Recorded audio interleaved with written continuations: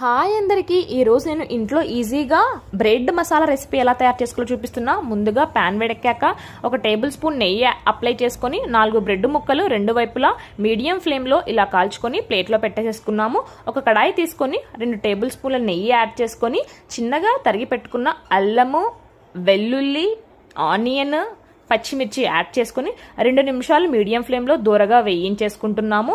ఇప్పుడు అందులోకి టమోటా చిన్న చిన్న ముక్కలు, తర్వాత తురిమి పెట్టుకున్న క్యారెట్ కూడా యాడ్ చేసేసి ఒక 5 నిమిషాలు మీడియం ఫ్లేమ్లో పెట్టేసేసి ఇలా కలుపుకుంటున్నాము. తర్వాత సాల్ట్, చిల్లీ ఫ్లేక్స్ లేకపోతే కారం పొడి యాడ్ చేసుకోండి. Red chilli sauce, tomato sauce అన్నీ యాడ్ చేసేసి ఒక 2 నుంచి 3 నిమిషాలు ఇలా ఉడికించేసుకున్న తర్వాత ఆల్రెడీ మనం కాల్చుకొని పెట్టుకున్నాం కదా, ఆ బ్రెడ్ చిన్న చిన్నగా ముక్కలు యాడ్ చేసేసుకొని ఒక్కసారి గరిటెతో కలుపుకున్నారంటే టేస్టీగా వేడి మసాలా బ్రెడ్ రెడీ. కొత్తిమీరతో గార్నిష్ చేసుకోండి, సర్వ్ చేసుకోండి. Thanks for watching.